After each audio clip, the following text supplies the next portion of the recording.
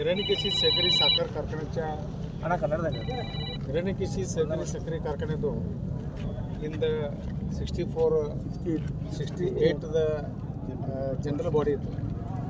Hiranyakeshi cooperative sugar factory ಇದು multi state ಆ್ಯಕ್ಟ್ದಾಗ registration ಇಂಥ ಕಾರ್ಖಾನೆ. ಒನ್ಸ್ ಅಪಾನ್ ಟೈಮ್ ಇದು ಸಕ್ಕರೆ ಕಾರ್ಖಾನೆ ಅಂದರೆ ಇಡೀ ದೇಶದಾಗ ಶ್ರೀಮಂತ ಸಕ್ಕರೆ ಕಾರ್ಖಾನೆ ಅಂತ ಅಂದ್ಕೇಶನ್ ಹತ್ತಿರ ಕೌಂಟ್ ಆಗ್ತಿತ್ತು. ಅಪ್ ಟು 1995 ತನಕ 1995 ತನಕ ಈ ಸಕ್ಕರೆ ಕಾರ್ಖಾನೆ ಭಾಳ ಅಗದಿ ಒಳ್ಳೆ ಒಂದು ಅಗದಿ ಡೆವಲಪ್ಮೆಂಟ್ ಮಟ್ಟಕ್ಕಿತ್ತು.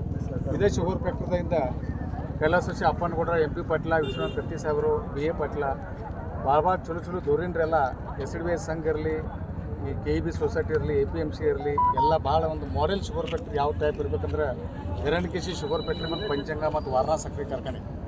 ಆ ಶುಗರ್ ಫ್ಯಾಕ್ಟ್ರಿದ ಹಿಂದಿಂದ 68 ಜನರಲ್ ಬಾಡಿದಾಗ ಈ ಕಾರ್ಖಾನೆ ನಡ್ಸಕ್ಕೆ ಕೊಡುವಂಥ ಪರಿಸ್ಥಿತಿ ಈಗಿನ ಆಡಳಿತ ಮಂದಿ ನಿರ್ದೇಶಕರು ತಂದಿಟ್ಟಿದ್ದಾರೆ.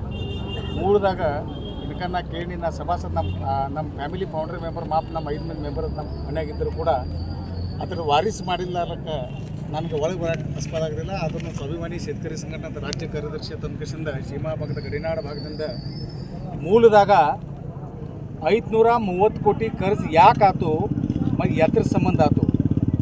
ಈ ಕಾರ್ಖಾನೆದಾಗ ಡಿಸ್ಟಿಲರಿ ಸರಿ 1,50,00,000 ಲೀಟರ್ದ ಡಿಸ್ಟಿಲರಿ ಮಾಡಿದ್ರು ಅದ್ರದ್ದು ಉತ್ಪನ್ನ ಬರ್ತದೆ. ಕೋ ಜನ್ರೇಷನ್ ಪ್ರಕಲ್ಪ ಮಾಡಿರ್ವಿ ಅದ್ರದ್ದು ರಿಟರ್ನ್ಸ್ ಬರ್ತದೆ. ಮೂಲದಾಗ 530 ಕೋಟಿ ರೂಪಾಯಿದೇನು ಸಾಲ 39 540 ಕೋಟಿ ಖರ್ಚು ತೋರಿಸಿದರು. ಅದ ನಮಗೆ ಮೂಲದಾಗ ಮಾಡಿಲ್ಲ. ಈ ದೇಶದಾಗ ನರೇಂದ್ರ ಮೋದಿ ಅವರ ನೇತೃತ್ವದಾಗ ಅಮಿತ್ ಶಾ ಅವರ ಅಲ್ಲಿ ಸಹಕಾರ ಮಂತ್ರಾಲಯ ಸ್ಥಾಪನೆ ಮಾಡಿ ಅದರ ಮಂತ್ರಿಗಳಾಗಿ ಗ್ರಾಮೀಣ ಭಾಗದಾಗ ಕೇಂದ್ರ ಸರ್ಕಾರದ ವತಿಯಿಂದ ರೂರಲ್ ಇರಿದಾಗ ಗ್ರಾಮೀಣ ಭಾಗ ಗ್ರಾಮಾಂತರ ಭಾಗದಾಗ ಸಹಕಾರವನ್ನು ಸಕ್ಷಮ ಮಾಡೋ ಸಂಬಂಧ ತಂದಕಶಿಂದ ಒಂದು ಕಡೆ ಅದನ್ನ ವಿಚಾರ ಮಾಡ್ತಿದ್ದಾರೆ. ಎರಡನೇ ಕಡೆ ಅವ್ರ ಪಕ್ಷದ ಅವ್ರ ಪಾರ್ಟಿದ MLA ಆದಂಥ ಈ ಶುಗರ್ ಫ್ಯಾಕ್ಟ್ರಿ ಚೇರ್ಮನ್ ಆದಂಥ ಕತ್ತಿ ಅವರೇ ಇದೇ ಫ್ಯಾಕ್ಟ್ರಿಯನ್ನು ಕೋಆಪ್ಟಿವ್ ಫ್ಯಾಕ್ಟ್ರಿಯನ್ನು ಪ್ರೈವೇಟ್ದಾಗ ಮರ್ಜ್ ಮಾಡುವಂಥ ವಿಚಾರ ಮಾಡ್ತಿದ್ದಾರೆ.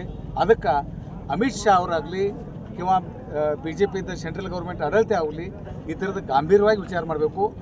ಮಲ್ಟಿ ಸ್ಟೇಟ್ ಕೋಆಪರೇಟಿವ್ ಆ್ಯಕ್ಟ್ ಇದ್ದಿದ್ದ ಮೂಳೆ ಮಹಾರಾಷ್ಟ್ರದಿಂದ ರೈತರನ್ನು ತೊಗೊಂಡು ಕರ್ನಾಟಕದ ರೈತರನ್ನು ತೊಗೊಂಡು ಕೃಷಿಯಿಂದ ಇದ್ರ ಬದಲ multi state cooperative Delhi register ಕಡೆ ಮತ್ತು ಸೆಂಟ್ರಲ್ ಮಿನಿಸ್ಟರ್ ಕಡೆ ಭವಿಷ್ಯದಾಗ ನಾವು ಫೈಟ್ ಮಾಡ್ಬೋದು. ಆದರೂ ಕೂಡ ಈಗ ಏನು ನಡೆದೈತೆ ನಾವು ಬರೀ ಕಣ್ಣು ಮುಚ್ಚಿ ಕೂತ್ರ ಆಗಂಗಿಲ್ಲ. ನಿಮ್ಮ ಸಕ್ಕರೆ ಕಾರ್ಖಾನೆ ಏನಾಗಬೇಕಂತ ಸರ್ ಈಗ ಈ ಥರದ ಇನ್ಕ್ವೈರಿ ಆಗಬೇಕು. ಕರ್ನಾಟಕದ 64 ಇನ್ಕ್ವೈರಿ ಆಗಬೇಕು. ಮತ್ತು ನಮ್ಮಲ್ಲಿ ಮಾಡಿದ 83 ಇರ್ತೈತಿ. Multi state cooperative act central register ಕಡೆ ಇನ್ಕ್ವೈರಿ ಆಗಬೇಕು. ಇದು 540 ಕೋಟಿ ಅಂತ ಖರ್ಚು ತೋರಿಸಿದ್ರು. ಇದೇ ಮೊದಲು ನಮಗೆ ಮಾಡಿಲ್ಲ. ಇದು ಚುಕ್ಕಿದ, ಇದು ಲೂಟ್ ಐತಿ, ಇದು ಬೋಗಸ್ ಐತಿ. ಮತ್ತು 540 ಕೋಟಿ ರೂಪಾಯಿ ಖರ್ಚು ತೊಗೊಂಡು ಕಷ್ಟ ಯಾರು ನಡೆಸೋರ್ದ? ಯಾವ DCC ಬ್ಯಾಂಕ್ ಫೈನಾನ್ಸ್ ಮಾಡೋದು? ಅದಕ್ಕೇಂದ್ರ RBI rules and regulations NABARD rules regulation ಐತ್ಲ. ನಮ್ಮಲ್ಲಿ ಏನು ಪ್ರೈವೇಟ್ ಕೊಡೋದಿಲ್ಲ, ಕೋಆಪರೇಟಿವ್ದಾಗ ನಡೆಸಬೇಕು. ಮತ್ತು ಮೂಲದಾಗ ಇದ್ರ ಖರ್ಚು ಹೆಂಗಾತು? ಇವ್ರು ಏನು ಹೇಳಿದ್ರು 96ದಾಗ ಬರೀ 9 ಕೋಟಿ ರೂಪಾಯಿ ಖರ್ಚಿತ್ತು. ಮತ್ತು ಸಕ್ರೆ ಮೇಲೆ ಒಂದು 50 ಕೋಟಿ ರೂಪಾಯಿ ಖರ್ಚಿತ್ತು. ಅದೇ ಭಾಳ ದೊಡ್ಡ ಖರ್ಚು ತಿಂಗಿಸಿಂದ ಹೇಳ್ಕೊತಿರ್ಗಾಡ್ರು. ನಾವು ಶುಗರ್ ಫ್ಯಾಕ್ಟ್ರಿ ಹಂಗೆ ಮಾಡೋರ್ದು ಹಿಂಗೆ ಮಾಡೋರ್ದು ಅಂದ್ಕಿಸಿಂದ ಹೇಳ್ರು. ಈ ಶುಗರ್ ಫ್ಯಾಕ್ಟ್ರಿದೆಲ್ಲ ಲೂಟ್ ಮಾಡಿಕಿಸಿಂದ ರಾಜ್ಯದ ರಾಜಕಾರಣ ಸ್ವತಃ ಫ್ಯಾಕ್ಟ್ರಿ ಇದೆಲ್ಲ ಮಾಡಿಕಿಸಿಂದ ಒನ್ ಟೈಪ್ ರೈತರಿಗೆಲ್ಲ ಮೋಸ ಮಾಡಿದರು. ಅದಕ್ಕೆ ಇದು ಇನ್ಕ್ವೈರಿ ಆಗಬೇಕು. ಮತ್ತು ಇದು ಇನ್ಕ್ವೈರಿ ಮಾಡೋ ಸಂಬಂಧ ಸೆಂಟ್ರಲ್ ಗೌರ್ಮೆಂಟ್ ಮಿನಿಸ್ಟರ್ ಕಡೆ ನಾವು ಹತ್ರ ಪಾಠಪುರ ಮಾಡೋರ್ದೇವು. ಧನ್ಯವಾದ. ನಿಮ್ಮ ಹೆಸರು ರಾಜೇಂದ್ರ ಗಡ್ಡೆನವರು, ಸ್ವಾಭಿಮಾನಿ ರೈತ ಸಂಘಟನಾ ರಾಜ್ಯ ಕಾರ್ಯದರ್ಶಿ. ಸರಿ, ಇನ್ನೊಂದು ಅಲ್ಲ, ಈಗ ಅಡವಿ ಪತ್ರೊಳಕ್ಕೆ 200 ಚಿಲ್ಲರೆ